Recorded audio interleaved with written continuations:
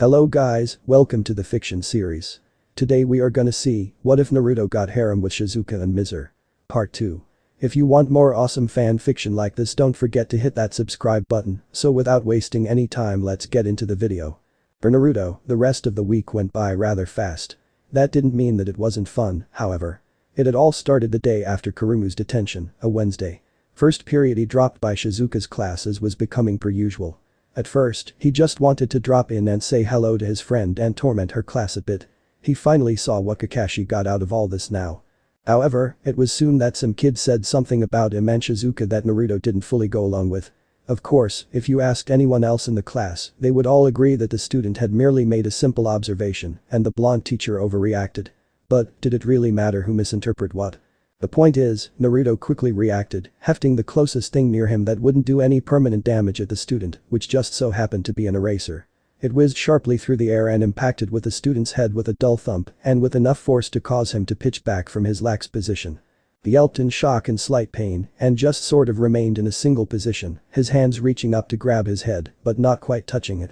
The most comedic part was that by some unknown force, the eraser remained on his forehead for a few seconds before slowly coming off and plopping onto his desk. The whole class either tried to stifle chuckles or let them out in rolling waves of laughter as the eraser revealed that it had left a chalk print, which the student quickly wiped away to show an angry red mark underneath. This, of course, just caused the laughing to redouble and Naruto to stand with a satisfied smirk on his face, arms crossed. In fact, out of everyone in the room, only 4 people weren't laughing, in their head or otherwise. One was the student who had gotten hit, but that was pretty much a given. If it was at someone else's expense, you know that he would be laughing his ass off. Then there was Mocha and Sukun. They just regarded the whole scene with of sheer awkwardness. On one hand, they were beginning to get used to the boy's childlike antics, despite the fact that he was supposed to be more of a professional. On the other hand, after seeing him in several serious situations and witnessing his power, the two thought him to be a wee bit bipolar. Hell, the victim hadn't even really done anything. And the last person who didn't like the idea of Naruto abusing students made her disposition known by smacking him over the head with a ruler. This, of course, caused the bewhiskered boy to jump up and yelp in pain. He spun around and saw Shizuka standing there, a frown on her face and her squinty eyes turned down. The ruler that she had hit him with was being bounced up and down in the palm of her hand, almost like she was ready to hit him again. "Naruto-kun," began the cat-like woman, "why do you insist on abusing my students?" "Because it's so boring for me first period and I need to warm up before they actually do come to my class." This, of course, earned Naruto a more playful whack upside the head. The boy grabbed his head, feeling a small goose egg forming. "Please, Naruto-kun, try to act more professional. You're setting an example to these students."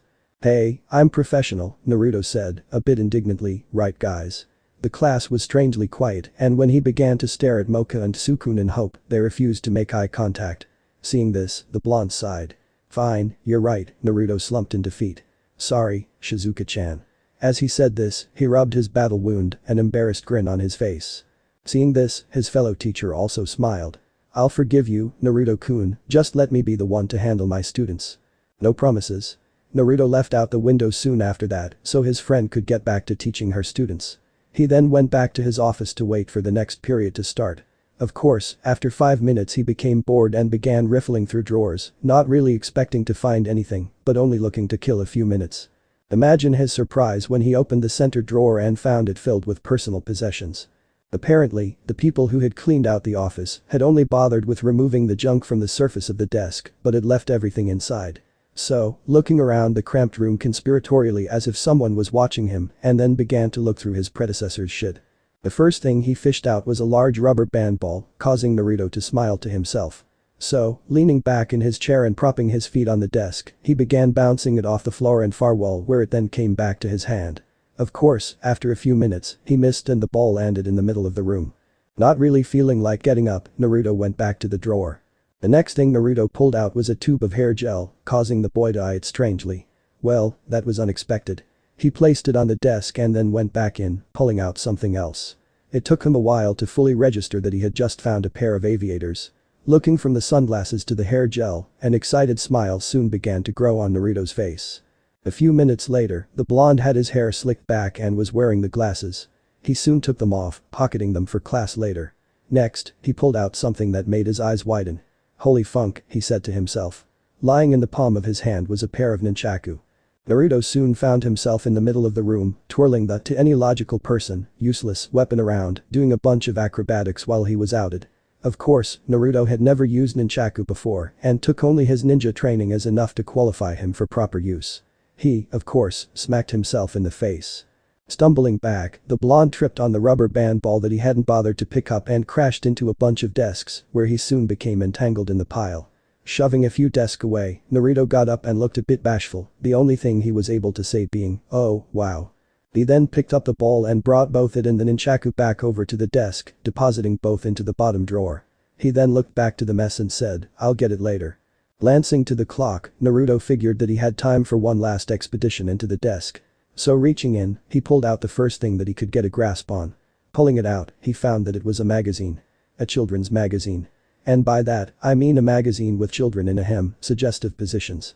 For the longest time, it seemed, Naruto just sat there and stared at the magazine, a blank look on his face. Slowly, a frown began to form, which quickly morphed into a scowl. With as much contempt as possible, Naruto strode to the window, violently flung it open, and tossed the trash out. But that wasn't the end of it. Instead, he quickly formed hand seals and shouted out, "Gakakyu no Jutsu." A large fireball shot out from his mouth and ignited the magazine, vaporizing half of it to ash immediately. As the smoldering remains fell to the ground, Naruto walked back to the desk, closed the drawer, and exited his office. As he proceeded to his class, he thought that he at least learned something about his predecessor and got rid of that scum-filled magazine. As Naruto entered the gym, he found, much to his dismay, that the lights were off. The vast darkness in front of him seemed impenetrable, the light from behind him going no further than a few feet at best, and the light from the high windows above not reaching the ground. Even Naruto's better-than-average eyesight couldn't cut through the darkness. The worst part was, he didn't know where the light switch was in the first place, having gotten lucky with it already being on the previous day. With a sigh, the blonde formed a few hand seals, and with a few puffs of smoke, he was greeted with 3 clones. "Okay," he began, wanting to get this over with, "you two go to the far end of the room and start searching for a switch over there, you'll start with me, going that way along the wall. Let's get these lights on." "Right," the clones chorused, and thus they began, the door closing behind them. A few minutes of fruitless searching later, Naruto sort of regretted not leaving the door open, as at least then he would know where the exit was and regroup with everyone. His clones seemed to hold the same sentiment. Suddenly, one called out, "Hey, why don't you use a jutsu of some kind to brighten up the room? That way, we might have a better chance of finding the lights." "Why didn't I think of that?" he asked to himself. Another clone soon fielded that question. "You did, but you didn't want to chance damaging anything if something went wrong. Right?" Naruto then decided to stop talking to himself and instead redouble his efforts in finding the damn switch. A few minutes later, the blonde finally succeeded and the room was violently illuminated. Naruto winced from the brightness and, quickly thinking, pulled out his second-hand aviators and put them on. Grinning at accomplishing his task, Naruto then moved to the center of the room to wait for his students, glasses still on, hair still slicked back, and arms crossed, dressed in his white tracksuit. And it wasn't long before the bell finally rang, signaling that students would soon start filing into the class. However, the blonde was caught off guard when not 15 seconds later, a student opened the doors and entered the room. It was surprising because the building was about 40 meters from the main building of the school, and the door was on the furthest wall not facing the facility. Naruto recognized the person right off from her unmistakable shade of purple hair. It was Mizer, dressed in the female gym uniform, though wearing her dark-sleeved sweatshirt. The blonde could also see a lollipop in her mouth. Surprised as the young teacher was, he was still pleasantly surprised, so Naruto greeted his, probably, favorite student with a friendly smile. "Hey Shirayuki-chan, you're here early." The girl just looked away slightly, her nervous nature clearly showing, though also curious as to the boy's new look. "I guess I'm just really punctual," the girl replied, not being entirely truthful. It wasn't like she could just say that this was the only class that she showed up to. Of course, Naruto had no reason to doubt the girl's excuse, no matter how suspicious it was. So, he let it go with a shrug, much to Mizer's relief. "Well, it's good to be able to talk to you again," Naruto said. He didn't notice Mizer's slight blush. "By the way, how did you get along with Tsukun and Mocha the other day?" "Oh, good, I guess. They seem to like me well enough and I enjoy their company. Thanks for introducing me to them." "Hey, don't mention it. No offense, but you seemed lonely and I know that those two are nice people, just like you." Again, Mizer blushed from the compliment. Naruto saw the reaction this time, though, and decided to embarrass the girl more. "In fact, if it weren't for the fact that I'm a teacher and people may see it as inappropriate, I would be your friend." "Really?" Mizere's blush grew deeper and she tried to avoid eye contact in an attempt to regain her bearings. When she received an affirmative, she couldn't help but think that she wished she could befriend her teacher. The conversation was cut right then, as 3 other people entered the gym. They soon ended their conversation, obviously not wanting to risk getting on Naruto's bad side. They had heard what had happened in the other classes. This had the effect of making Naruto grin. "And who said you didn't learn anything in gym class? You learned not to piss off the wrong people." The class had proceeded much like the previous day, though with much less verbal complaint. It was at that moment that Naruto decided that this was definitely his smartest class. It soon ended, with Mizer and 2 of her teammates remaining. It was then time for the class to end. As the last of the students filed out, the blonde idly wondered how misbehaved the next class would be. Surprisingly enough, not very. Maybe it was due to the impression that he had made yesterday. Or it was the imitating image he had today. Naruto personally liked to believe it was thanks to the glasses. Then again, everyone had showed up on time today, so maybe it had a little to do with the former. From the corner of his eye, Naruto spotted Kurumu, who wasn't even attempting to hide the contempt in her glare at him. That was probably to be expected from making her so bored the other night and ruining that plan she had. Naruto just directed a cheeky grin at the succubus, which just caused the girl's body to start to shake with rage. Mentally, Naruto laughed, especially when a few other students began to move away from the girl. Before Naruto knew it, the class was over, and just when he was starting to have so much fun. As he walked away, he did so with the knowledge that those students weren't as stupid as he initially made them out to be. They were still idiots in his book, but they weren't hopeless. Naruto then decided not to dwell on the topic for much longer, instead focusing on going to meet Shizuka for lunch. As he was walking by a patch of trees and bushes in the courtyard, though, Naruto thought he heard something rustling. His curiosity getting the best of him, the blonde stopped and, sure enough, he could feel someone hiding in the undergrowth just to his right. So peeking in, Naruto was slightly surprised to find Kurumu. The girl's back was facing him and she was crouching down low so as minimize her profile. From the looks of it, she had yet to notice him, so intent on whatever she was doing as she was. So, using the most of his training to ensure that the girl remained oblivious, Naruto slowly and steadily crawled up beside her. He succeeded in his objective as the girl still stared intently ahead. Beeping his head to the side, Naruto turned to look in the general direction that his student was focusing on. He raised an eyebrow inquisitively as he caught sight of Tsukun, Mocha, and Mizer having lunch together. He could see that the latter girl was shifting around a bit nervously and that the other 2 were trying to make her as comfortable as possible. Turning his head back to his stalker mate, he concluded that, yes, Kurumu was watching the group, Tsukun specifically. However, instead of the malice Naruto expected to see in her eyes, there was almost a longing quality to them. Now, that got him to start thinking. Was Kurumu lonely? Was attempting to enslave everyone her coping mechanism for her own loneliness? Naruto supposed he could relate to that. Hell, he had played the fool most of his life in an attempt to get people to like him, no matter how fake the friendship may be. Was it the same for her, wanting something she could pretend was real? Of course, Naruto wasn't a psychologist, so he had no funking idea if that was anywhere near true or not. But hey, what's the worst that could happen from testing out his theory? A slight grin then appeared on Naruto's face. He might as well have a bit of fun with this. So, creeping even closer to the girl, Naruto put his lips right next to her ear and in a loud whisper, said put one word.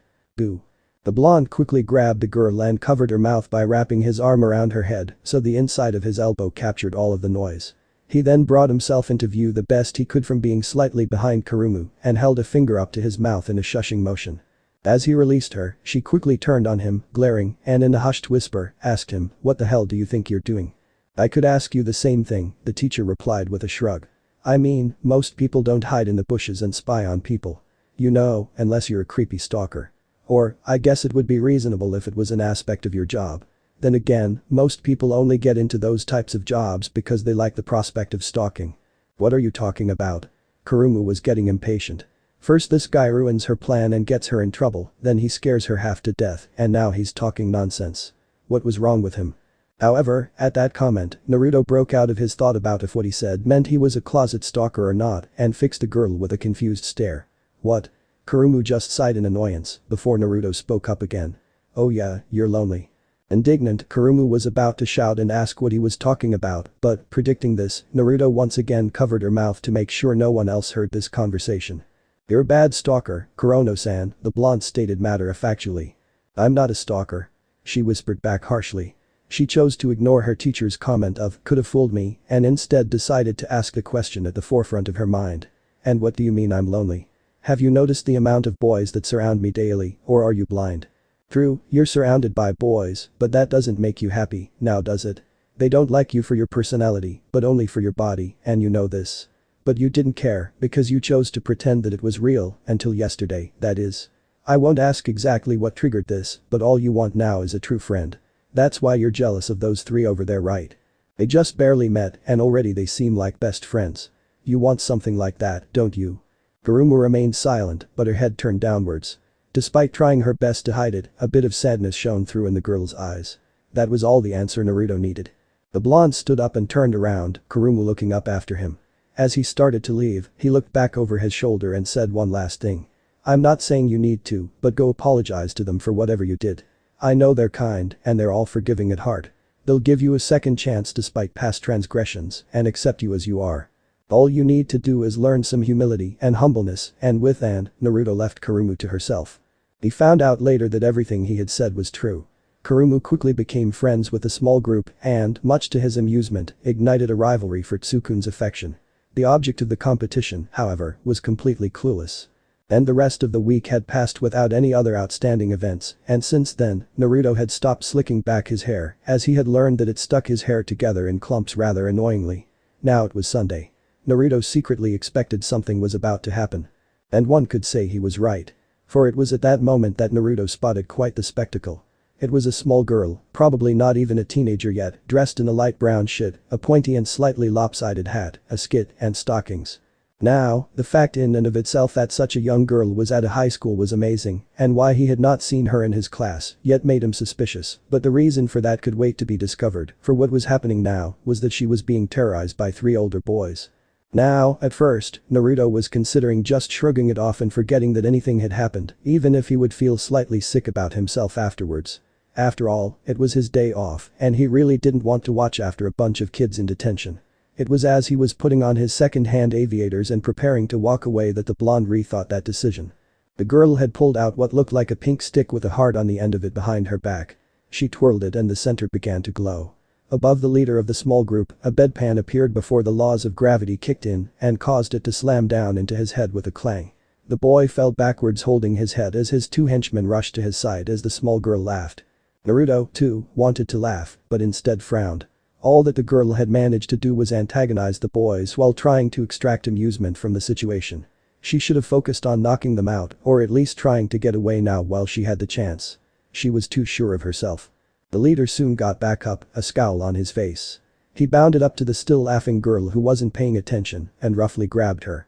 The jarring surprise caused her to drop her magic stick as she was lifted up and the boy raised his fist. It was then that Naruto decided that this had gone on long enough and he needed to stop this. He quickly started forward and was about to catch the group's attention when someone beat him to the punch. Hey, stop that. Everyone involved turned to the source of the shout and saw that it was Mocha, Sukun following close behind her. Against all better judgment, Naruto decided to let this pan out a bit more. The boy lowered the small girl to the ground and pushed her aside. With his goons behind him and a self-satisfied smirk, he said, "Make me." Unnoticed to everyone else, the girl had retrieved her stick and waved it around a bit. 3 more bedpans appeared and landed on the small group's heads. They all fell to the ground, unconscious. Mocha and Sukun quickly approached the girl, and the conversation that ensued was unheard by Naruto, but it appeared that the small girl was blushing and thanking Mocha. Suddenly, the pink-haired girl shrieked as she was molested by the small girl who was groping her breasts. Sukun and anyone else watching blushed, dirty images running through their minds, Naruto included. The brunette boy soon got the young girl off of his friend though, and looked to be chastising her for doing such a thing, in public, no less. The girl looked upset about this and shouted something in his face, before waving her stick for a final time and sending him to the ground. As Mocha tended to her pained friend, the young girl rushed off to hide. Taking one last look at the other two, Naruto figured that they would be fine and quickly followed after the young girl. He wanted to have a talk with her. It wasn't long before he had found the girl. She was hiding out in an abandoned classroom, trying to stay out of sight.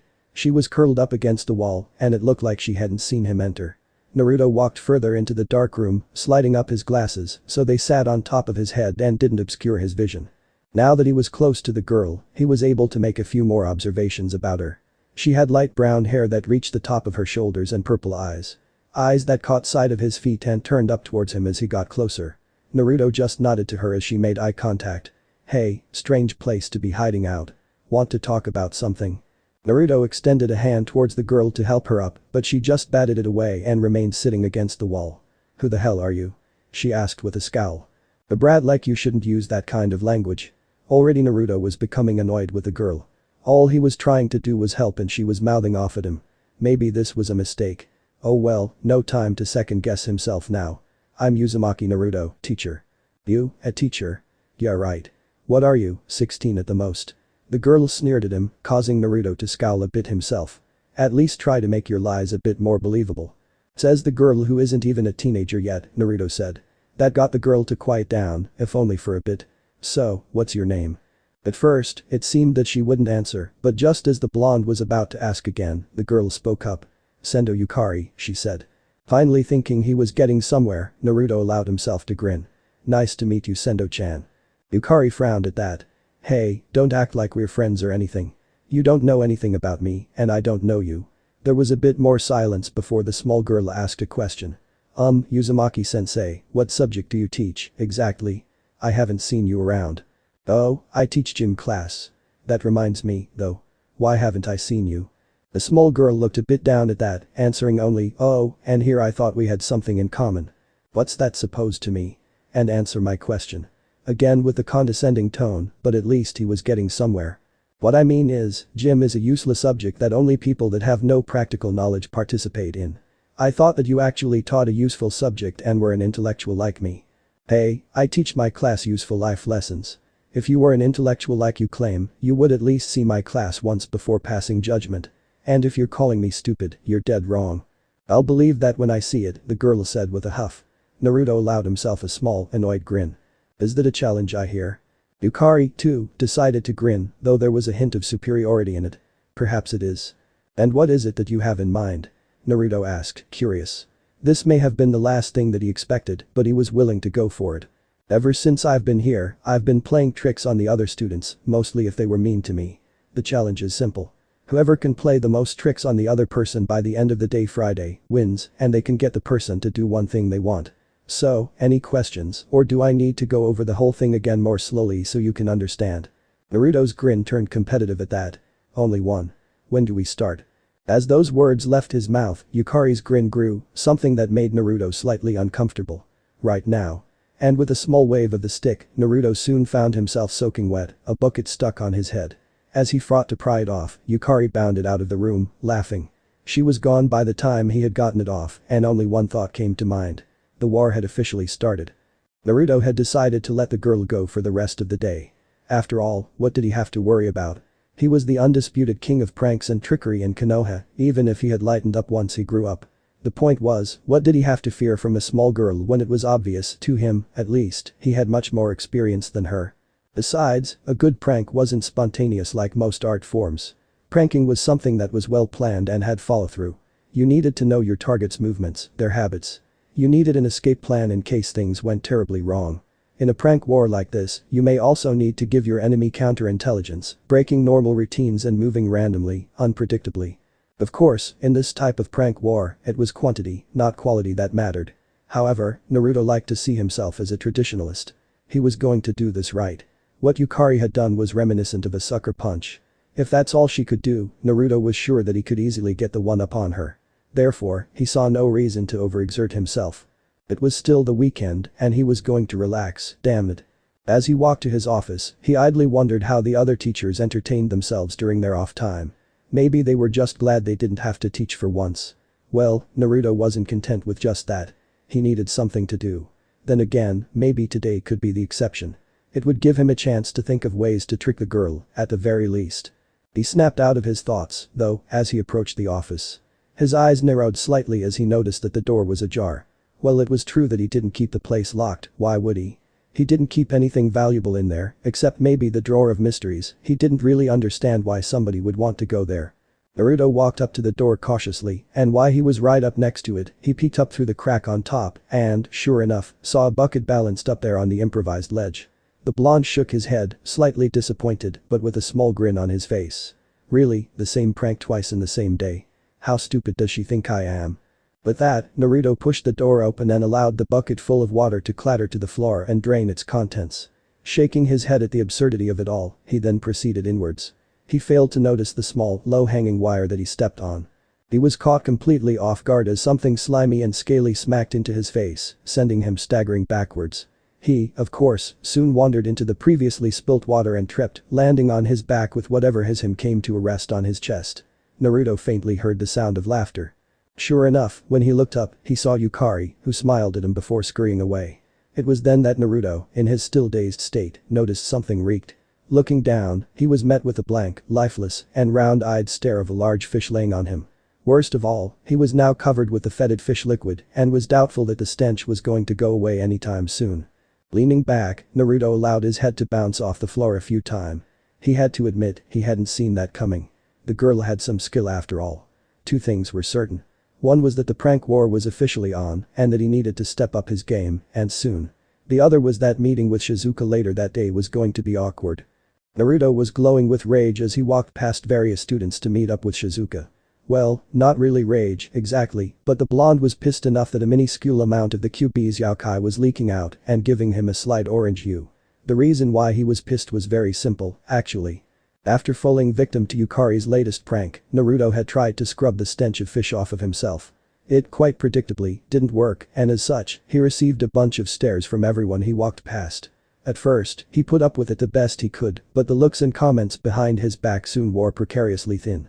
He would have lashed out soon, but his oppressive aura luckily kept the students on edge enough to leave him alone. Meanwhile, Shizuka was sitting at her usual table, nibbling at her sandwich and waiting for Naruto to show up. He was a strange one, she had to admit. However, she still saw the boy as her friend, even if certain other people saw it as strange. She saw Naruto as a colleague, she was a professional. However, that didn't mean that a part of her didn't wish for something more. Truth be told, Shizuka was lonely. Truly, she hoped to pursue a relationship, but just couldn't find the time.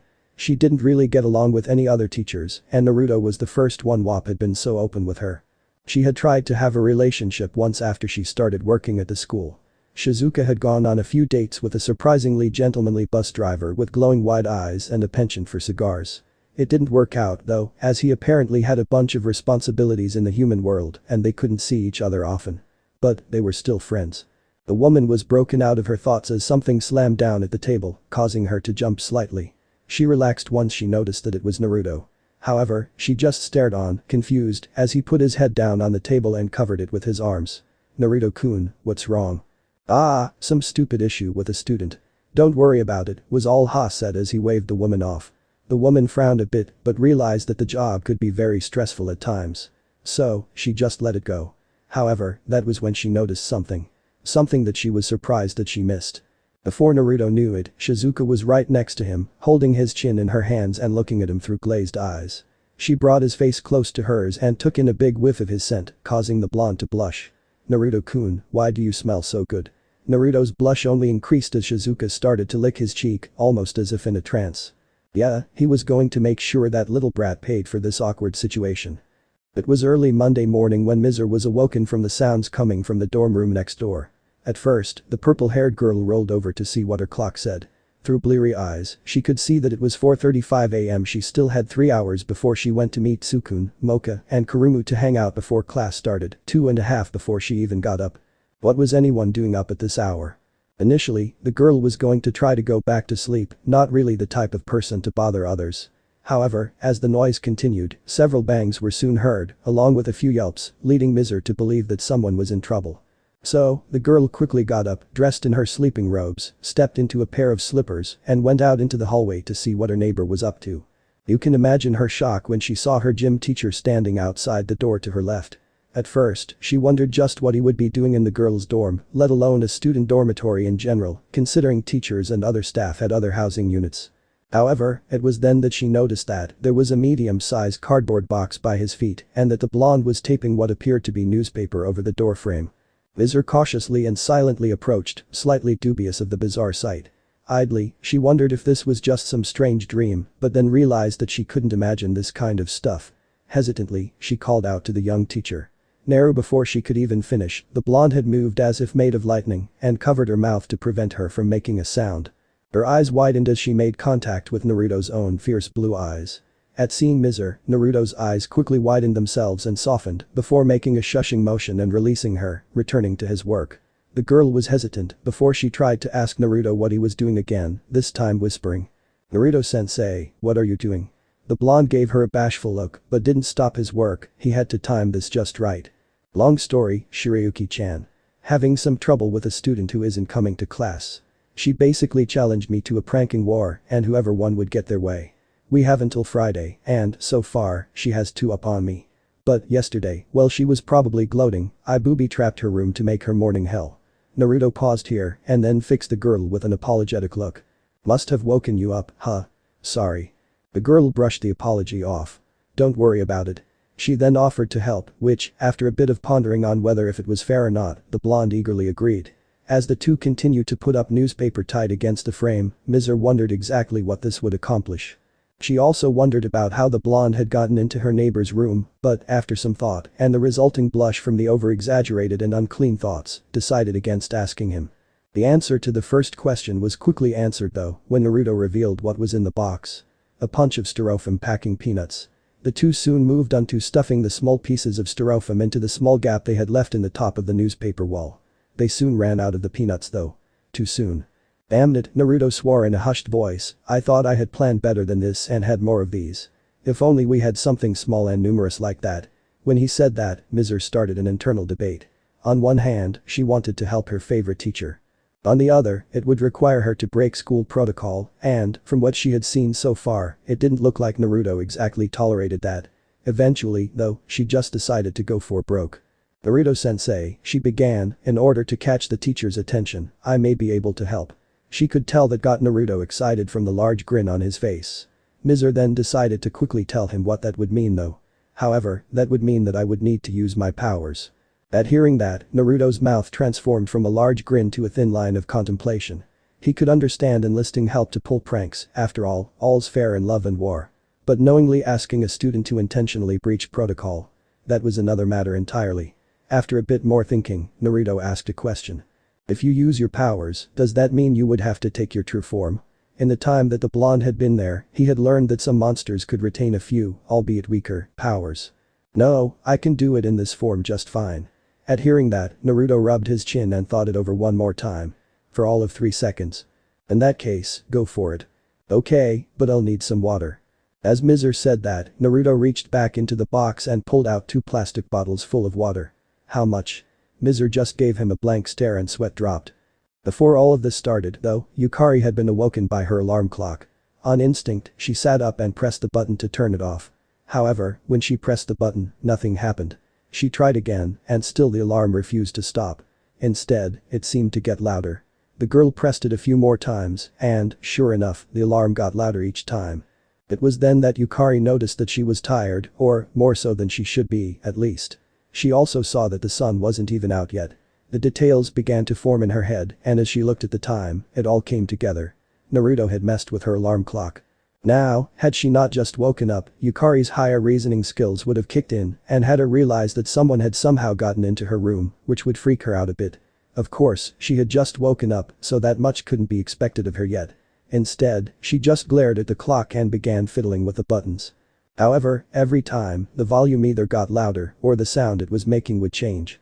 Eventually, Yukari ripped the batteries out of the clock, but when it still kept going on, she smashed it against the wall.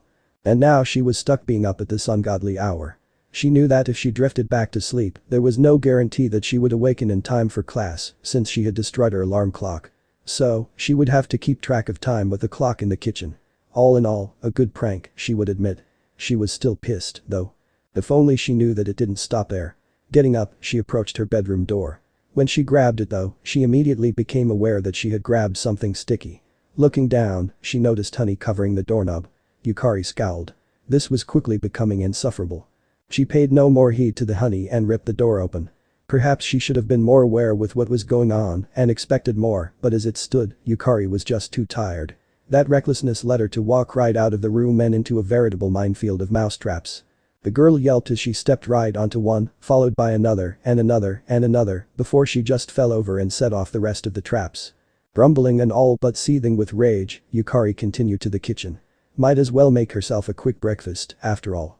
Besides, that blonde bastard couldn't have done much more, right? So, she proceeded into the room and flicked the light switch. The lights came on, but so did the ceiling fan. As the rotors spun, a white powder place on top of it got spread around the room, covering the walls, floors, and even some of Yukari, which resulted in a small, controlled shriek. Annoyed that now her living area was covered in what she assumed was flour, Yukari continued on, paying no mind to the footprints she was leaving of the silhouette of cleanliness she left on the wall. First thing first, Yukari decided to wash the flour off of her and the honey off her hand, she would get everything else later. So it was with carelessness that Yukari turned the faucet to her sink, thinking that Naruto couldn't have done much with that. She apparently forgot about the magic clock and the fan. It was with that ignorance that came Yukari's fifth shock of the morning. It was almost instantly that the knob broke off in the girl's hand and a jet came shooting out straight at her, hitting her in the face and eliciting another yelp. She put her hands in front of her to stop the liquid from hitting her in the face and burning her eyes. Dodging out of the way completely, Yukari noticed that in the place of the flour was now foam and that there was a sour taste in her mouth from the liquid. Vinegar. She voiced aloud. Her eyes widened as she heard a hissing behind her. Quickly spinning around, she saw that anywhere the white powder had landed and met the vinegar, a bunch of bubbling foam quickly appeared. That helped the girl deduce that the flour was actually baking soda. What's more, the jet of vinegar from her faucet had yet to cease. And to make matters worse, a knock sounded at her door just then. "Just a minute," she shouted worriedly, not really paying attention. She needed to find a way to stop this mess immediately. She quickly went to fiddle with the sink and even looked under the cabinet at it, trying to find a way to stop it. Of course, she couldn't. As this went on and her dorm flooded with the smelling liquid, the knocking continued, further grating on the girl's nerves. Finally, she shouted out, "Wait a goddamn second." It was at that moment that the stream finally sputtered out, causing the girl to let out a sigh of relief. Then, another knock. In a fury, Yukari stomped to the door. She all but ripped it off its hinges. At this point, she wasn't even surprised as snow and foam-packing peanuts came drifting into the room, adding to the mess already there and covering her partially. She shivered a bit as the white powder hit her, but her scowl remained as she glared at the newspaper barrier in front of her. After spending a few more seconds staring, she ripped it down, revealing a grinning blonde bastard behind it. From her angle, she couldn't see Mizer, who Naruto had told to hide. Though, she could see Yukari. Despite herself, Mizer found herself chuckling at the girl's disheveled appearance, though thought it a bit wrong that she was so young. "You?" Yukari growled out. Naruto's grin just grew. "Yeah, me. But, I have to say, you don't look so good. Rough morning." The girl began to grind her teeth at the blonde's chuckle. "I'll get you back for this. Just you wait. That reminds me, the score is 7-2 now, isn't it? Bet you didn't expect that, eh? After all, I'm just a gym teacher," Naruto said mockingly. Yukari trembled a bit before she took a deep breath and calmly responded. "I'll admit, I underestimated you. But mark my words, this is the last time you make a fool of me. Up until now has been nothing but child's play, and what you've done to me today, I'll get back at you tenfold." Naruto shrugged the threats off. "Meh, whatever. You want to play hardball, I'll only be too glad to oblige. Just remember, you brought this upon yourself. I'll be seeing you." And with that, Naruto walked away, flashing Mizer a grateful smile as he went by. Yukari had remained true to her word and had stepped her pranks up from there. They were both numerous and well put together, going so far as to being in layers. Naruto suspected that she even began using her powers, as he often found himself losing control of his body. He couldn't prove it, though. That didn't mean that he wasn't going to start using his jutsu. In fact, the blonde had even gone so far as to start sending Kage Bunshin ahead of him whenever he entered a building. It had saved him more than a few times. And so, he had also increased the ferocity of his attack, aiming to humiliate her in more public settings. He had ceased enlisting the help of his students, though. He saw this more as a test of pride, now. He had a worthy opponent. Of course, he was also becoming a bit fearful. The small girl had started to aim pranks at his weak spot, now. His balls. And for every 10 times she tried, she managed to hit him at least once or twice. And this made him think. Were all children like this? If that was the case, Naruto was a bit cautious now about having them, granted, if he even could anymore. But, more importantly, it was now Friday, and school was almost over. More importantly, the score were tied. This put Naruto on edge, as he was expecting anything to happen at any time. Glancing at the clock, Naruto dismissed his class early, something that confused all but 2 of his students. Mizer had told Sukun, Mocha, and even Kurumu about his bet with Yukari, as they had had experiences with her over the week. They had tried to help her, to befriend her, but each time she ran away and hid, but not before humiliating them in the process. It was obvious that they didn't know how to deal with the brat, and Naruto didn't know how a person's mind worked, but he believed that his method was the best for getting the girl to open up. It was as Naruto was thinking to himself that Sukun approached him. "Hey, Naruto-sensei," the boy began, prompting Naruto to turn his head. "I'm a bit worried." "About what?" the blonde replied, only half listening. "About Yukari-san. She hasn't played any tricks on us all day. I'm wondering if something's wrong." At that, Naruto gave Tsukun his full attention. Come to think of it, he hadn't been targeted yet that day either. Something was wrong. "Gather the gang," he said suddenly. "We're going to find her." It was an hour before they got everyone together and another before they got a lead on where Yukari might be. Naruto had personally gone to seek out her teacher and had discovered that the gang that had been harassing her when they first met her was at it again. He could tell the students were displeased with this when he told them and went back to searching feverishly. As the sun began to hang low in the sky, the group had searched most of the school. Naruto had even gone so far as to send out a few bunchen to scour the outer edges of the school. One of them eventually dispelled itself, transferring the information of Yukari's location to Naruto. The blonde quickly shared the information with his group and they started off in the general direction the girl was last seen in. Yukari was walking down a dirt path, confident that she had escaped her pursuers. They may have been stronger than her and outnumber her, but they weren't really organized and they were as stupid as could be. She had been able to easily lure them into a trap and get away. That reminded her, she still needed to get Naruto, as she had been too preoccupied the whole day to prank him. Her pride would not allow her to settle for a tie with someone she thought so inferior to her. But was he really? She had passed that thought through her mind multiple times over the past week, but still couldn't settle on a consensus. On one hand, he had managed to match her prank for prank, and none of them were sloppily done like she would admit some of hers were. But she just couldn't fully admit that. The only person she really respected was Mocha, because of her beauty and intelligence, but she seemed stuck on that plain-looking guy. Yukari would admit that Tsukun may seem nice, but she just didn't know. Yukari had let her guard down as she was thinking things over, something that let her stumble across the people she was trying to escape. The thing was, they didn't notice the young girl either. In fact, it took for the leader of the gang running into Yukari for any party to notice the other. The larger student very nearly tripped over the small girl as she fell over backwards. Everyone was shocked to see the other, but the gang, trying to save face despite the fact that no one else was around, all put on arrogant grins. Well, began the leader, "what do we have here? A little girl who's lost her way. And what's this?" With that, the leader picked up the wand Yukari had dropped and was scrambling to get back. "Hey, that's mine," began Yukari. This was bad, she knew. Without her wand, she was virtually helpless. And that scared her, especially with the older students leering down at her. "Oh, is it?" the boy said mockingly as he held the wand in a taunting manner. "I guess we were too stupid to realize that. Say, what would happen if we were to break it?" he asked, now holding it in both hands. "No. Don't, please," the small girl shouted as she reached forward for her wand. "Well, because you said please," he said as he lowered the wand again. A look of relief washed over her face, but that was once again replaced by fear as the other two grabbed onto her. "But, how are you planning on repaying us for our generosity? We have a few ideas." What?" asked Yukari as the leader kept on approaching. She was looking for any way to get out of this, desperation washing over her. She was in the middle of nowhere, defenseless, and she had a few ideas of what was about to happen to her, none of them pleasant. "Don't worry. Just keep quiet and everything will go by that much quicker. Not like anyone can hear you anyway." No, she thought, everything seeming to go in slow motion. She was regretting straying so far from school just to play a trick on these guys. Right now she just wanted someone to save her. "Please, anyone. Just don't let this happen." Apparently, someone was looking after her, as before the leader of the gang could take another step, a yell pierced the air and halted everything. "Hey. Stop that." Everyone turned to look and saw 5 figures running up the deserted road. It soon became apparent that Tsukun was the one who had yelled, leading up the group, with Mocha, Kurumu, and Mizer close behind and Naruto bringing up the rear. "Crap, more distractions," said the leader, apparently either not knowing who Naruto was, how violent he could get, or was too stupid to care about either. "Looks like we gotta deal with them before we can have fun." When Naruto's group got a little closer, Tsukun yelled out, "What do you think you're doing?" Naruto, however, knew exactly what was going on, seeing how they were holding the small fearful girl. He scowled a bit, but couldn't help but feel good as hope and thankfulness shone in her eyes.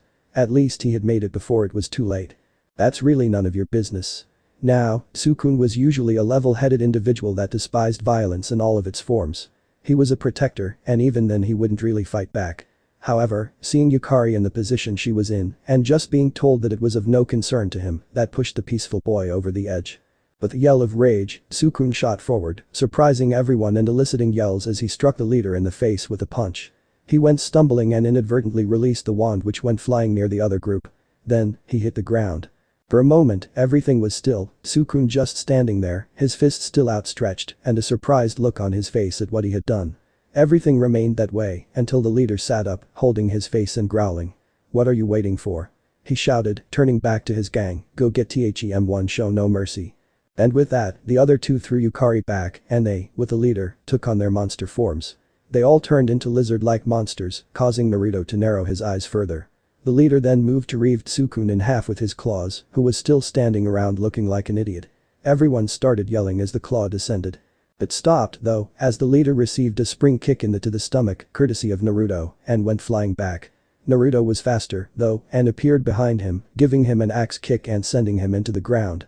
He was unconscious. From there, it was a trivial matter for him to do the same to the other two. As he was standing over their forms, he looked over to Yukari. The small girl caught sight of his cold blue eyes and shivered a bit as he approached her. Everyone else stayed back. On the way over, the blonde stopped and picked up the discarded wand. He continued on to the girl. As soon as he got close enough, he handed it to her first thing. Yukari, slightly hesitant, took the wand and looked at Naruto gratefully. Then, the blonde's features softened. "Are you alright?" "Yeah, I think so. You guys came just in time." There was a shared silence between the two as they both chose that time to look at the sky. The sun was almost completely over the horizon. "I guess the bet ends in a tie, huh?" Yukari nodded. "Well, I guess that's a fitting outcome. You were a good opponent, Yukari-san." As he said that, Naruto extended his hand. Yukari looked at it strangely, but then took it in her own, discerning that nothing was wrong. She regretted it as a look came to Naruto's eye. The next thing she knew, an electric current was running through her as Naruto used his limited knowledge of elemental manipulation to control his body's own bioelectricity. Naruto cut it after a few seconds, not wanting to injure the girl. "Guess I spoke too soon," he said with a grin on his face. "I win." "How?" Yukari demanded. "How did you do that?" "Sorry, trade secret," he said, releasing the girl's hand. "You're really going to accept a win like that?" At this, Naruto rubbed his chin and thought it over. Finally, he said, "Yes, I suppose I am. Now, let's talk about the terms of my victory." "Yeah, fine," Yukari said, annoyed with her defeat.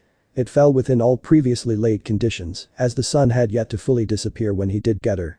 And she couldn't help but respect him for that, just like she now respected Sukune for jumping in to save her. "I'll come to your class from now on." "Oh, and who said that's what I was asking for?"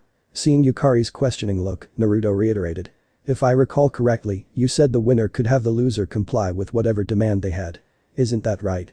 Hearing that, Yukari growled, thinking that the blonde was about to make the whole situation a lot more complicated now. "Fine, what do you want?" Hearing his request surprised her. "I want you to apologize and start hanging out with those guys over there," he said, indicating over his shoulder to Tsukune and his friends.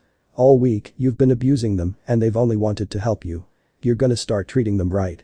Yukari just stared incredulously for a few seconds, along with everyone else when they heard his request. It was in a humbled voice that Yukari said, "Okay. Good. Now I hope to hear you get along." In the meantime, here, Naruto created a few clones and picked up the unconscious students. "I'll look after these guys. Behave now."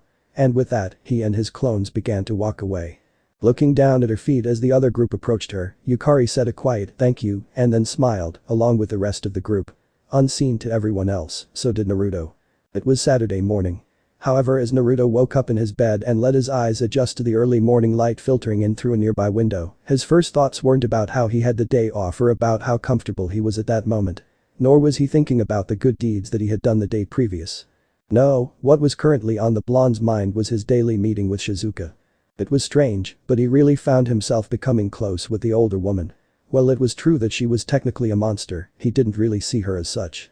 In fact, at times she seemed to act more like a child than the mature role model she probably should have been. But that's what Naruto liked about her. She wasn't afraid to be her own person, and it reminded him a bit of himself. Of course, that meant she was fun to hang out with. The other guys were fun to hang out with as well, even if he mostly shadowed them and helped out with the occasional problem they had. They were also fun to torment, though he hadn't had much of a chance to do it. Sukune and Mocha were good people, really friendly and easy to embarrass, which was always a plus in Naruto's book.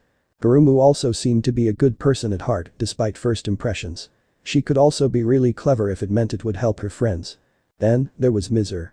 She was definitely a different type of girl, who still hadn't fully come out of her shell, if Naruto's observations were correct. She was usually quiet and mostly went with the flow, but spoke her opinion when it really mattered to her new friends. He would have to get her to open up more at a later date. But besides that, he got this special kind of feeling from her, and she obviously looked up to him in some way. It sort of gave him a warm fuzzy feeling inside. Shaking himself of those feelings for now, Naruto thought back to the remaining member of the ever-expanding group of friends. More recently, Yukari had entered the picture. Yes, she was a bit of a brat at times and had a small superiority complex since she was one of the smartest people in the whole school, but that was just part of her character. The blonde had a feeling that after the events that had transpired yesterday, that the girl would become more tolerable. Besides, that little prank war had brought back good memories. Of course, thinking about his childhood led the blonde to turn his thoughts to his friends back home in Konoha, wondering just what they were doing at the moment. Tsunade was probably slumped over at her desk, papers strewn all over the office, as she tried to sleep off a hangover. The blonde also imagined Shizune there trying to find the Hokage's stash of sake and get rid of it. It being the weekend, teammate was probably training together for old time's sake, even though both Shino and Kiba had teams and Hinata was teaching at the academy. As for Team 10, Shikamaru and Choji could be expected to be relaxing in some tranquil area, looking up at the clouds, while Lino attempted to find them, so they, too, could all train together. Tenten, Niji, and Lee could be easily seen following teammates' lead, though they most likely also involved their own individual teams in the training. Iruka, without a doubt, was out training to keep himself in shape before he went off to the ramen stand where the two had shared some good memories. Then, there was his old team. Kakashi was probably reading his erotic novels, granted, if he wasn't still asleep, before going off to torment the other members of Naruto's old team. Sai, having been promoted to an actual Anbu agent, was likely on a mission at the moment. The blonde could easily see Sakura working at the hospital, working to get other shinobi into tip-top shape before returning to the field. Finally, there was Sasuke. Admittedly, Naruto no longer knew what to think of the boy who once was, and possibly still was, his best friend. It was only a few months ago that the raven-haired boy had hated him with a passion and would have given anything to kill both him and everyone in his village. And it was during the all-out war with Akatsuki that the youngest of the two remaining Uchiha had his chance. Flashback. An explosion rocks the earth, as in a nearby mountain range, a veritable geyser of dust and stone shot violently from the ground, leaving behind a rather large crater. Nearby, perhaps 2 miles away, the sounds of fierce battle could be heard, doubtlessly the sounds of struggle of the joint shinobi army against the Akatsuki's undead forces. It was soon drowned out as the rubble lost its momentum and fell back down to the earth in a hazardous rain. For a moment afterwards, the sounds of distant battle once again came into prominence as the dust once again settled across the ground. When the mysterious explosion finally seemed over and done with, a hand, like one would expect to see in a horror movie, burst forth from the center of the crater, grasping desperately for something so its owner could continue upwards. When they finally got a good grip on the ground, the rubble shifted more as the person pulled themselves further up from the makeshift tomb, revealing a familiar blonde coated in a thick layer of dirt. Naruto gasped for air, eyes squinted shut as he fully pulled himself out of the ground. As soon as the boy was completely free from the earth's grasp, he flipped over onto his back and tried to regain his bearings, playing everything that had just happened through his mind. In short, the Akatsuki had managed to catch him off guard while fighting on the front lines, much to the opposition to most of the joint shinobi army, and subdued the blonde before bringing him to their base to extract the QB. For days Naruto had suffered intense pain and torture, much like he assumed B had days before him, as the terrorist organization came closer and closer to completely separating him and the QB. And they probably would have succeeded, too, if Kabuto hadn't chosen that moment to betray Madara by using the Uchiha's deceased underlings against him and his, for lack of a better term, loyalists. The massive slip in the concentration of chakra in the ceremony allowed Naruto enough control to call upon the remainder of his Bijuu's Youkai and create a massive explosion, resulting in the Anticomer's collapse and allowing him to escape. Which led to Naruto's current situation, his breathing gently slowing as he gazed up at the sky. Then, slowly, a smile split his face and the boy began to laugh. He had done it. He had defeated the Akatsuki. They were all probably crushed under some many odd tons of rock and stone. It was very nearly over. However, the smile soon turned bittersweet as the blonde inevitably thought back to Sasuke. True, he had since come to terms that the only way to stop the boy from destroying everything he loved was to neutralize him, but still, Naruto couldn't help but think that there may have been some other way. He didn't deserve to be crushed to death, regardless. However, that thought quickly disappeared, eyes wide as he shot up from his position on the ground as it began to shake violently underneath him. The sense of impending doom increasing, Naruto quickly sprang from his spot just as the ground once again exploded right where he was a moment before. Slightly caught by the shock wave of power that caused the eruption, the blonde rolled across the hard, unforgiving ground before bouncing up to his feet, crouching low and facing where he once stood, preparing to move at any moment. The thick smoke obstructed his view of his new enemy, but he could still feel the malevolent power. Bringing his arms closer to his body for protection, Naruto steeled himself. As the dust once again cleared, Naruto caught a glimpse of what was no doubt Susanoo before, in a violent rush of wind, receded back into its user, effectively clearing the dust and revealing Sasuke, looking rather pissed if the scowl on his face was anything to go by. He had his Sharingan activated, though it wasn't in its Manjutsu form, probably due to all of the energy the Uchiha had exhausted in the last week, what with the battle with B he had before capturing him and sealing his Bijuu, and the near sealing of his own.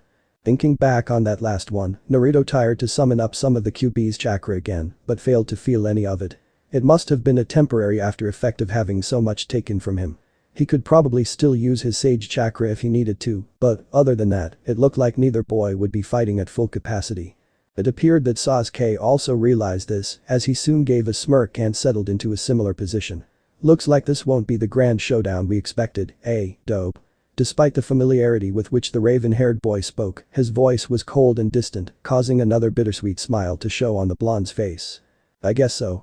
Naruto's eyes shone with sadness, knowing that the only way this would end would be with one or both of them dying.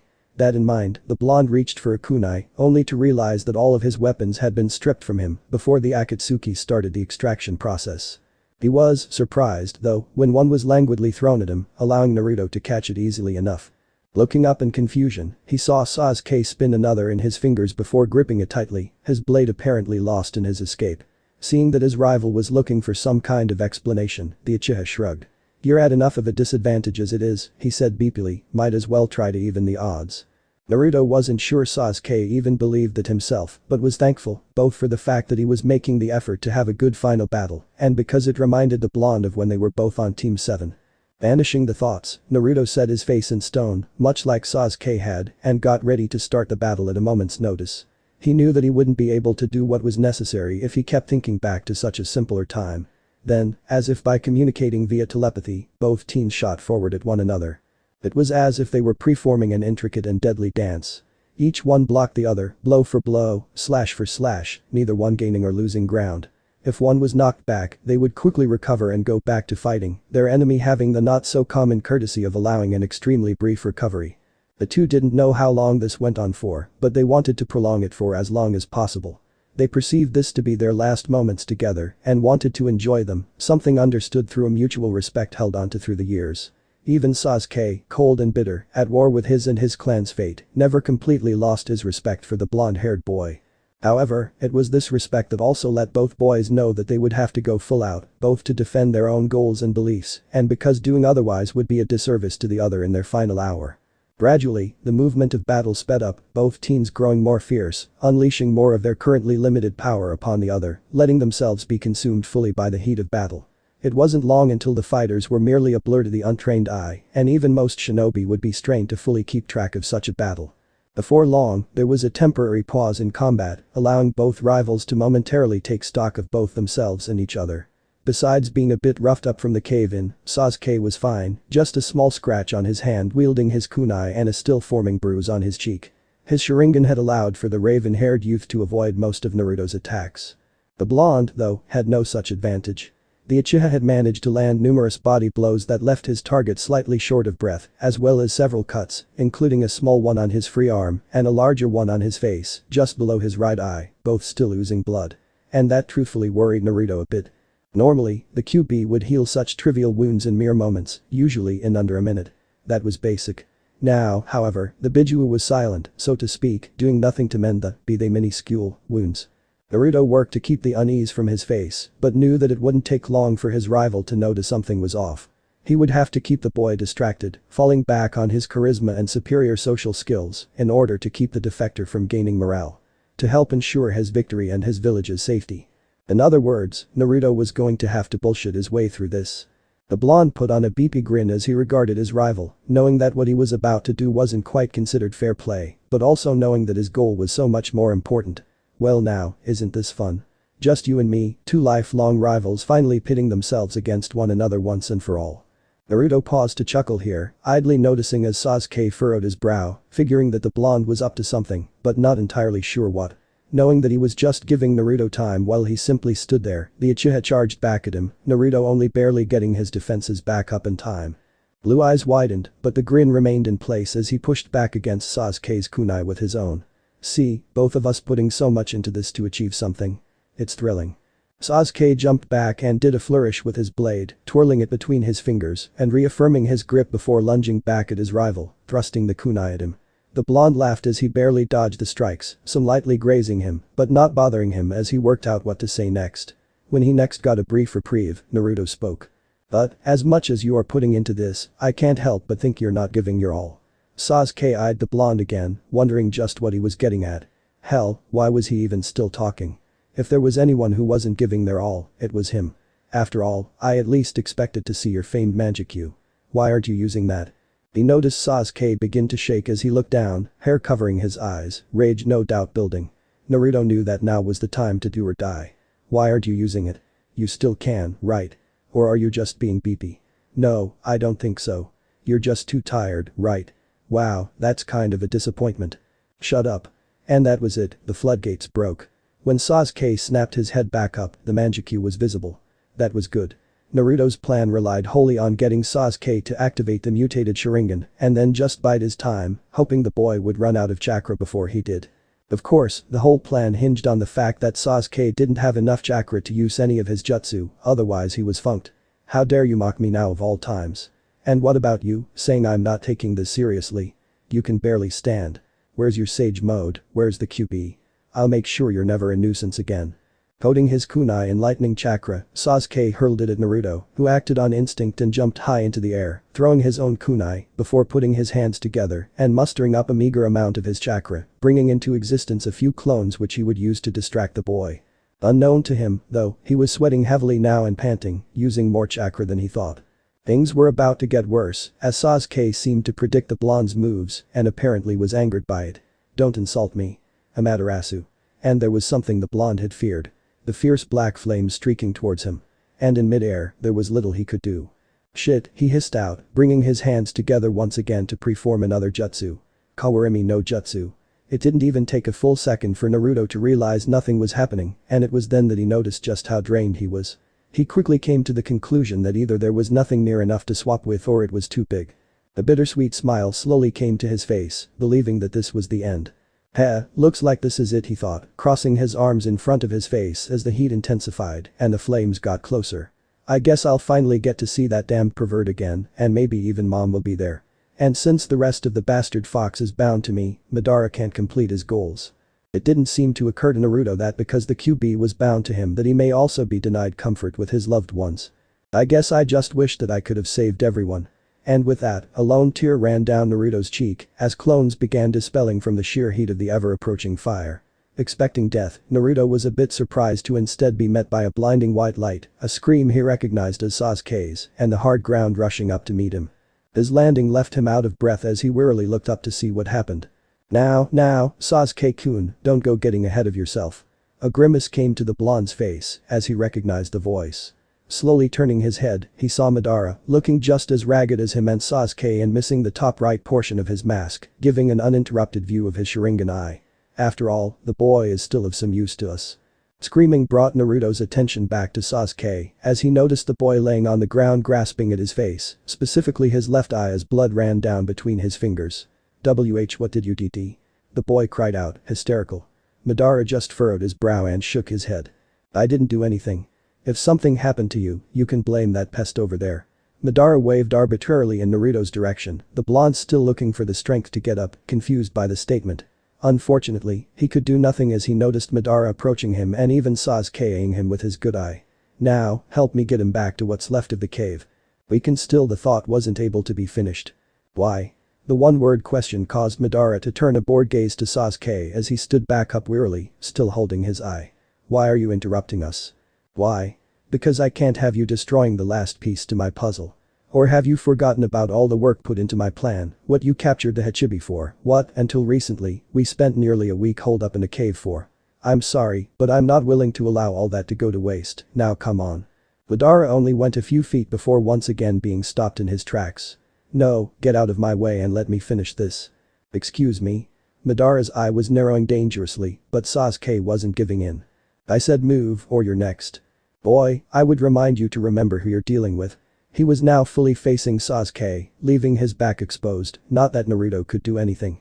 However, it did give him time to concentrate and build up his sage chakra for if and when he needed it. All I see is a burnt-out husk of a delusional old man who refuses to know his place. It would appear as if dementia had fully grasped Sasuke, making him forget just how outclassed he was in his current state. The Uchiha patriarch just chuckled though, seeing just how far his last remaining relative had fallen. Impudent brat, don't you see, he wants you to kill him. Met with stares of confusion, Madara continued, playing further off Sasuke's fractured mind. The boy knows that with himself gone, we cannot obtain the QB, not for some time, at least, which would ruin our plans. He would just play right into their hand, become Konoha's ultimate puppet just like Itachi was years before and destroy Uchiha's aspiration. You don't want that, do you? Just as he was about to turn back to Naruto, Madara was once again stopped by Sasuke. What's with all this crap about our plan and the Uchiha's aspiration? Last time I checked, you're the only one who wanted any of this. I just want revenge for our clan. And so do I. Don't you see, this will reclaim the respect the name Uchiha deserves, reaffirm our place in the world. We will get your revenge, and so much more. You mean regain respect for the name you dragged through the mud in the first place? It seemed that was the fact that Sasuke was caught up on. Watch your tongue, boy. It was obvious from his tone that Madara had just about had it with Sasuke's insubordination. I have my reasons for what I did. It isn't my fault that those fools couldn't see my greatness, the untapped potential the clan had. But I'll fix it now. I will make the Uchihas the rulers of the world. You'll make yourself the ruler of the world. Face it, you never cared about the clan, only your own selfish ideals. It was clear from his trembling just how indignant Sasuke was about the whole issue. For all the love you state you have for the clan, it's obvious you despise them for turning on you. But I think it's clear why they did that. You never cared about them, only yourself.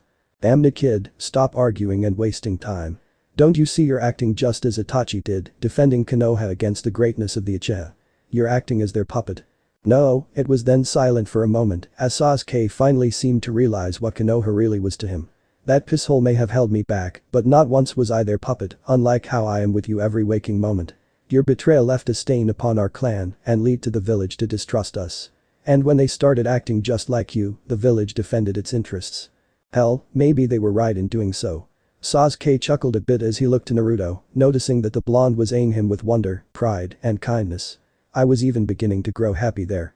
And that's because it is my home. And I'll die before I let you destroy it for your megalomaniac tendencies.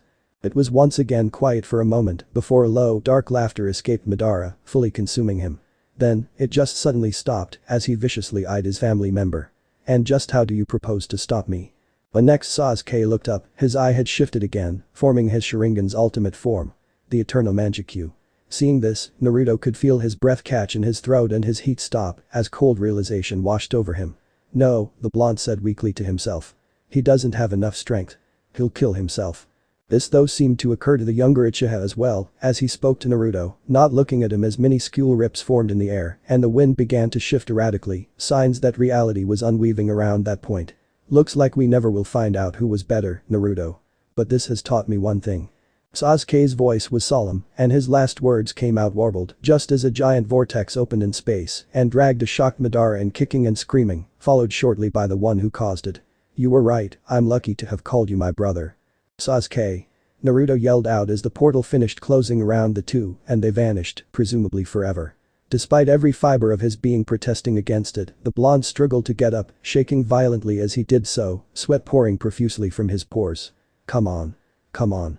He forced himself to stand on unsteady feet and still wasn't up completely as he shuffled to where Sasuke was previously, not really knowing what he was going to do when he got there, but continuing on nonetheless.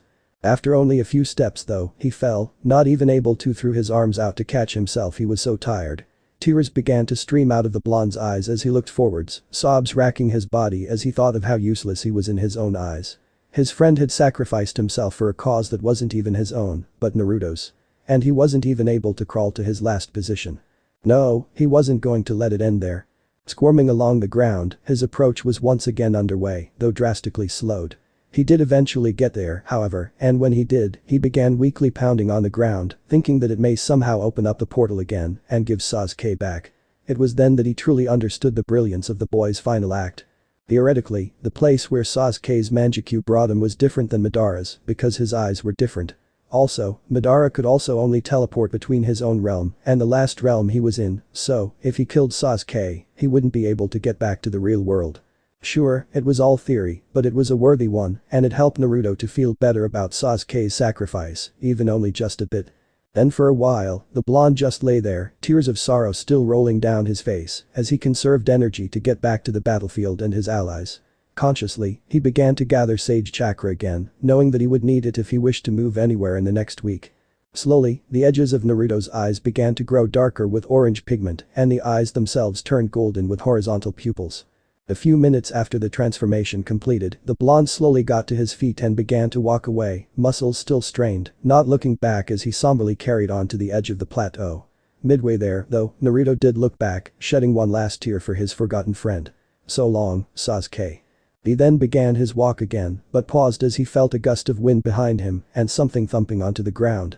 Slowly, almost unable to believe what he was seeing, the blonde turned back around, seeing none other than the boy he thought gone forever at the spot he just was, panting and on his knees, clutching the stump that was his arm in an attempt to ebb the blood pooling out from the wound.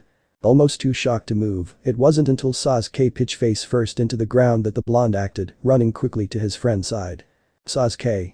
Moving swiftly yet being careful not to disturb the Uchiha's wounds too much, the blonde lifted the boy up, holding pressure on what remained of his right arm as he moved quickly from the plateau to a field hospital, located hopefully nearby.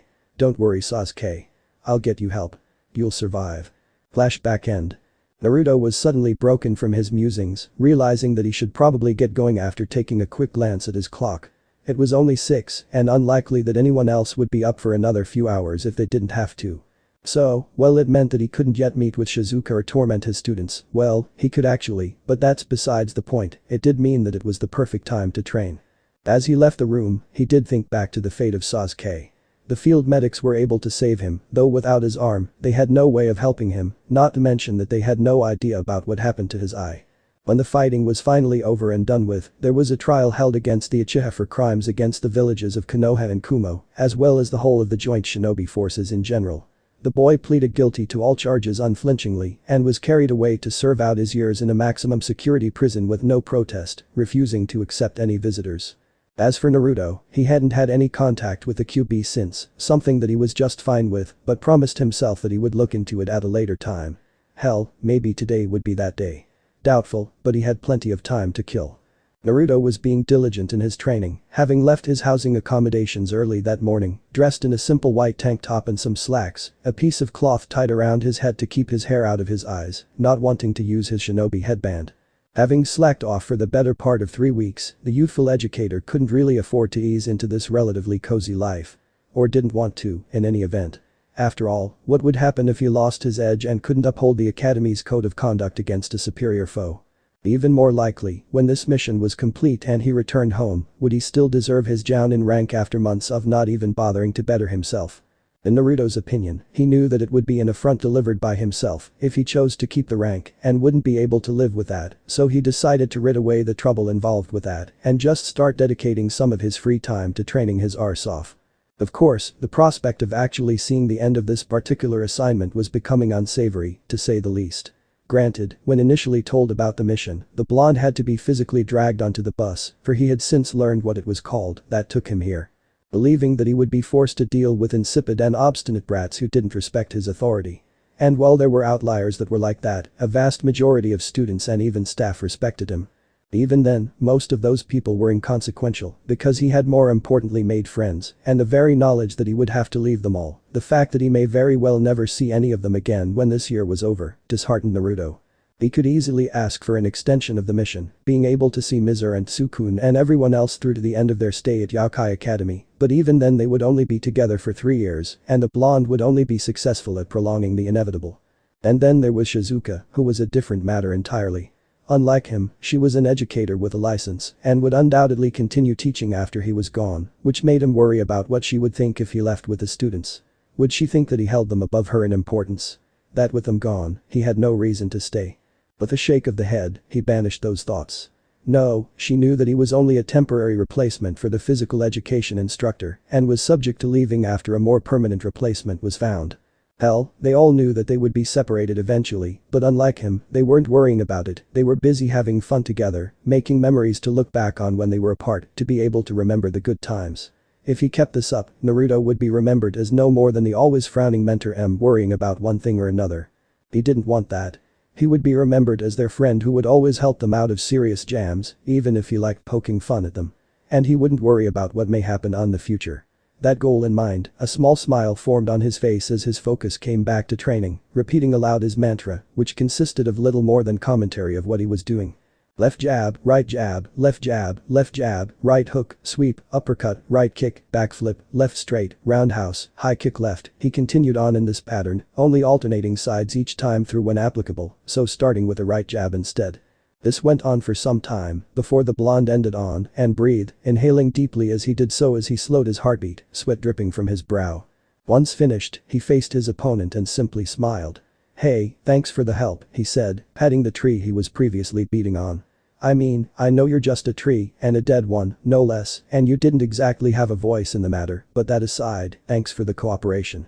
The blonde's hand passed over the chipped jagged bark, idly rubbing the rough edges, before giving it one last smack with his palm, as he would the back of an old pal before nodding and saying a quick farewell, walking back to his residence. The boy reckoned it was a bit past 7:30 and that he had plenty of time to take a shower and then be off to make many a humorous memory with his students, even if he would prefer to not be in the public eye with them. After all, it wouldn't do well to be accused of playing favorites. Half an hour later. After having left his residence, now clean and dressed in more leisurely clothes consisting of a loose button-up blue shirt with the sleeves rolled to the elbows and another pair of black slacks, along with flip-flops, of all things, the blonde stalked off in search of his prey. Students, he thought, grinning at the slight mental hiccup as he shoved his hands into his pockets, continuing down the dirt path he was on and paying little mind to the grave markers at the side of the road, having learned to ignore them after a few days. Idly, Naruto looked up to the sky, noting the blue general lack of clouds and the sun that was just visible off to the right. It was nice. Hell, it was peaceful even, surprising, giving the contrast of his immediate surroundings. On the ground, most everything barring the people was dead, but the sky was lively, even if it was lazily so, stray clouds just floating on, the sun gently rising. It was nice. Closing his eyes, the young teacher just sort of absorbed the calming atmosphere. It was warm out, and the gentle breeze was nice, rustling his clothing a bit, making a light and hollow whistle through the trees. The path was uneven and nearly caused Naruto to stumble a few times. Also, it may have been paranoia, but he swore that he could feel someone or something watching him. Opening his eyes, the blonde realized that the morning wasn't as calming as he had originally thought. But still, it could have been worse, given what he had previously dealt with in life. Anyway, back to the matter at hand. Where was he to find those kids? In a single leap, Naruto took to the trees, landing nimbly and without disturbing the branch he landed on, before moving across the treetops, staying out of sight of most people, since they wouldn't bother looking up. After a few minutes, he came upon Sukune and Mocha walking by themselves, apparently unaware of their surroundings, caught up in themselves. It caused Naruto to see them as prime targets, as he came up with a devilish, if not simple idea, causing him to put on a smile to match. Without drawing attention to himself, the blonde maneuvered to a tree just ahead of the duo. Sitting down on the branch he was on, Naruto waited for their approach, counting down mentally before he fell back, hanging onto the branch with his legs and appearing right in the middle of their path, simply saying, "Boo," as he hung before them. It got the desired effect of both Sukune and Mocha, giving a little yelp and holding on to each other in fear as they regarded Naruto, causing him to give a deep belly laugh. Finally understanding that they were not in danger and feeling quite embarrassed and indignant over what just transpired, they confronted the teacher. "Sensei," stuttered out Sukune, visibly flustered, "why would you do that?" Sorry, but the opportunity was too good to pass up," the blonde paused his laughter to say, a wide grin plastered to his face. He began chuckling again as he said, "Your reactions were priceless." "Still, it wasn't very nice," said Mocha, crossing her arms, trying and failing to look disgruntled. As he swung down from the tree in front of them, his only response was, yeah, I apologized already." "So, where are you headed at this hour in the morning? Where's Mizer?" "Right here, sensei," said a quiet voice, though it still caused everyone to jump since they didn't expect it. Quickly tuning on his heel, Naruto spun around and saw said girl poking her head around the tree he was just in, a neutral, yet slightly embarrassed look on her face. "Sorry. Did I scare you?" No. replied Naruto quickly, making wild gestures and trying to save face. You surprised me, he revised, taking Mizer's mostly blank look as one of calling him out. A little, he finally admitted, abashed. I'm sorry, she tried to say, though the blonde wouldn't have any of it. It's fine, I deserve it for not being more perceptive. Come over here. Being waved over, Mizer emerged fully from behind the tree and walked slowly to the group, being greeted by Mocha and Sukun, and waving to them in turn. When they all stood in front of him, Naruto noticed that the shy girl was trying not to look at him, and thinking she still felt bad for startling him. And, while it was partly true, it was also because she didn't want to be caught staring at him and blushing. For the moment, Naruto wrote it off as something to take care of later, but decided to get back to his original question first. Anyway, where are Kurumu and Yukari? We were just on our way to meet them actually, said Sukun, causing a smile to light up his face. Then, turning, he began leading the group down the path. Of course, this caused Mocha to whisper to her friends, does he even know where we're meeting them? Prompting Mizer and Sukun to shrug. 5 minutes later. Before long, Naruto triumphantly admitted that he hadn't the foggiest idea of where they were going, causing Mocha and Sukun to look upon him hopelessly, coming to the conclusion that the blonde didn't think things through, though causing Mizer to giggle slightly, thinking that it just added to his other good qualities. In any event, the teacher took up a position behind the others as they lead him to where they were meeting.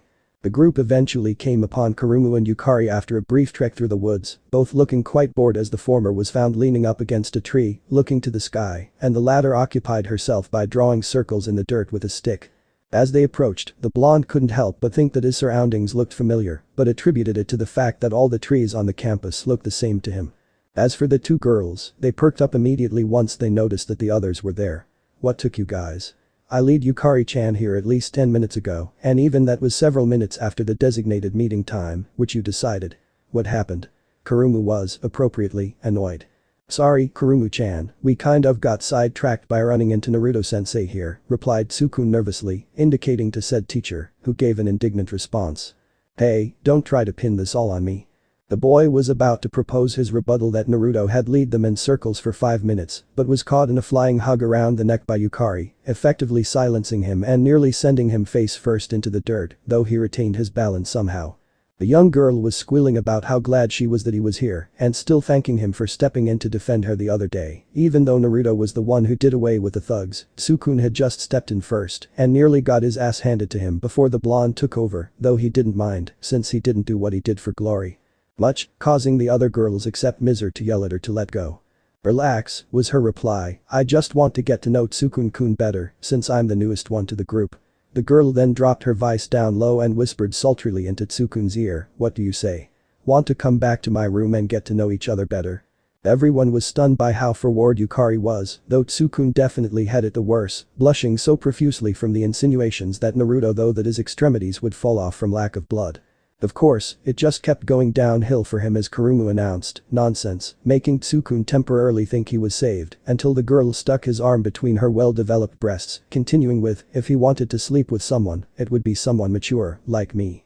Mocha soon enough joined in, grabbing his other arm, and trying to get Kurumu and Yukari to leave the boy alone. What followed was Tsukun standing limply on his feet, being yanked around like a rag doll, looking hopefully to Naruto, knowing that his authority could get him out of his mess. However, the blonde left him to the proverbial dogs, a large grin on his face, and commenting that Tsukun seems to be a pretty popular guy. If you're feeling left out, I'd be happy to get to know you better, said Mizer, scooting up beside Naruto and looking into his eyes, blushing heavily, but otherwise showing very little emotion. Naruto stared blankly at her for a moment before letting out a large laugh, thinking she was joking, though having his laugh become more awkward when he noticed that she was still looking at him the same way, a bit of longing in her eyes. You're funny, Shirayuki-chan, he stated awkwardly, scratching the back of his neck as he tried to defuse the bombshell he was currently sitting on. He didn't want to hurt the sweet girl, but he also couldn't risk her reputation by starting a reputation with her. Not that he didn't want to, but what would she do when he returned home?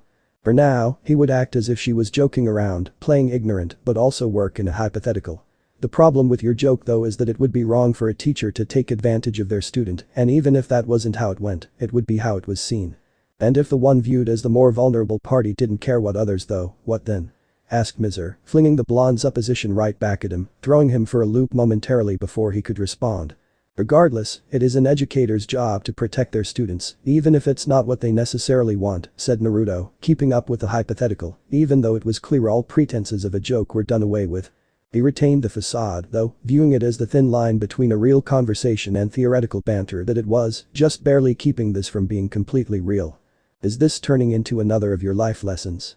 asked Mizer, though it was obvious it was a joke, denoting the fact that she had seemed to have dropped the possibility for a relationship for now. "That's impossible, I don't have any wrenches to back it up with," the blonde joked back, happy that matters had turned less serious and allowing him to adopt a true smile. "If you ask me, you're charismatic enough to do without them when teaching. In fact, I would go so far to say that even the more stubborn students would come around if you just talk to them more." "Oh, I'm just that awesome, huh?" he asked, causing the two to share a chuckle. At this point, the other three girls stopped fighting as they released Sukun, oblivious to what had just happened, still glaring slightly at each other. That's when Sukun noticed something. "Hey, looks like someone else found this spot, too. Must have been angry." Confused, everyone turned to the direction he was looking, seeing a badly damaged tree, its bark worn and the wood underneath badly bruised. Seeing this, of course, caused Naruto's eyes to widen slightly in shock. Not wanting the others to figure someone had done that in training, especially lest they think it was him, the blonde hurriedly diverted attention from the plenty abuse by asking, "So, how did you guys find this spot, anyway? You know, going through the woods and all." "Mizer popped out of the foliage one day last week while we were eating lunch." At Naruto's confused look, the group collectively pointed off to the side, causing him a bit of shock when he noticed that the common area of the school was visible not 10 meters in that direction through the dead trees, making him wonder how he had not noticed that before. "How long has that been there?" he asked, causing the others to just stare at him. A few hours later. Time had passed with the group rather swiftly. While there had been a few minor altercations between Mocha, Yukari, and Kurumu, all of which Naruto enjoyed thoroughly for sheer comedic value, the group had spent most of the time joking around and walking around the woods, understanding Naruto's precaution of not wanting to be seen with them much. They had all learned something about each other, however small the piece of information was. For example, Kurumu loved to cook and was quite an accomplished baker if her word was to be taken. Sukun had an older cousin who he had spent most of his life with. Mocha had 3 sisters. Yukari was working on producing magical items. Mizer had a deep appreciation for flowers, something which Naruto found cute. As for the blonde, he told everyone that he came from a faraway village and held a high position in the military structure. When asked how it was possible for someone so young to be in the military to begin with, Naruto just shrugged the question off and said it was just the way his home worked. He also added that it was surrounded by trees, just like the academy, though on average they were much taller and he had never wandered across a dead one. Before long, though, Naruto had to leave saying he had some things he had to take care of. He just didn't want them to feel left out by actually going to meet with Shizuka, so he didn't tell them. Besides, they had each other, so they wouldn't miss him much. So, with smiles and farewells all around, the teacher left his student, unaware of the person that also left the group, following him not a few minutes later. The quick saunter through the trees, and the blonde emerged into the commons, which was bustling with life by now, as students finally got enough energy to get out of bed. They were all out and about, clogging paths, mingling with friends, just all around making it nigh impossible to single out anyone in their masses. Of course Naruto, being himself, was accustomed to doing the nigh impossible and was quickly able to spot Shizuka, sitting at a table by herself, back turned to him, her slouched appearance giving the blonde the impression that she was actually rather down, possibly from waiting for him and thus being lonely, or perhaps something else. Whatever the reason, Naruto was determined to fix it. Sneaking up behind the woman was an easy task, causing Naruto to grin at her ignorance. Then, playfully, he covered her eyes, causing Shizuka to go stiff and begin panicking in her head before she heard the soft comforting voice saying, "Guess who?" She turned around in her seat, her grin matching the one sported by the blonde behind her as she laughed, "Naruto-chan, don't do that. You scared me." "Sorry," was the blonde's response, slightly abashed as he took a seat opposite Shizuka at the circular and otherwise empty table. "But look on the bright side," he continued, "you're smiling, aren't you?" "I guess I am," she admitted, her smile growing if anything. "Truthfully, I was having a pretty bad day until you showed up." "Oh?" asked Naruto, all jolly and uncaring pretense dropped in favor of adopting a more concerned persona. "What's wrong?" "It's nothing," was the teacher's response, coming out of her absent-mindedness and trying to cover up her slip to rid Naruto of his worries. The blonde wasn't having any of it. "Shizuka-chan," he said with all seriousness, catching her attention right away, "ever since I arrived here, you've been helping me, either as treating me as a friend, or helping me get used to the school, or even listening to my own problems. Please, let me help you like you help me." Initially, the woman didn't want to bother her friend with her own issues, but seeing the look held in those deep blue orbs of his, the sheer willingness to help her that he showed, Shizuka's resolve quickly crumbled. "I guess I was just feeling lonely this morning." With no classes, I wasn't able to see any of my students. You really like being around those miserable brats, huh? Asked Naruto as he propped his arms up on the table and rested his chin in his hands, a smile on his face. Playfully, Shizuka kicked him under the table for his comment. From what I understand, Naruto-chan, you like most of your students as well. Guess you're right, the blonde chuckled. Besides, I wasn't able to see you earlier this morning, either. Sorry about that, but I need to ensure that the students don't break the rules. Patrolling the campus takes time, Naruto said, coming up with an excuse as to why he hadn't spent more time with her. Well, there wasn't anything wrong with spending time with a select few students, he didn't want the woman to feel left out, even if it did mean lying to her. Besides, maybe he would just find time to actually start a patrol. But Naruto-chan, Shizuka interrupted the blonde's thought process, her hair tufts drooping a bit as if they were actual ears, a quizzical look coming to her face. Why would you go on a patrol? Your job is to teach these children and stop conflict right in front of you if one breaks out, including looking out for the students you sentenced to detention. You shouldn't actively seek out problems, especially when the school has personnel to do just that. Shizuka-chan, he started to whine, I just want to make sure everyone has a good weight. What do you mean the school has people to patrol the area? Yeah, the student police committee. You haven't heard of them? Not until now. What are they like? Well, Shizuka was uneasy with this line of questioning. She didn't agree with the committee on most matters, but really didn't think it was her place to push her perspective of the group onto her friend, intentional or not. Hey, why don't you tell me about that person you helped, Yukari, right? Oh yeah, Naruto said, recounting how he had helped the young witch find friends via prank war, a smile on his face as he reminisced. However, he hadn't forgotten about the student police committee. If anything, Shizuka's subject change just furthered his resolve to find out what it was. He just knew now that he would have to go to a different source. He was planning to go to the top. So this part ends here.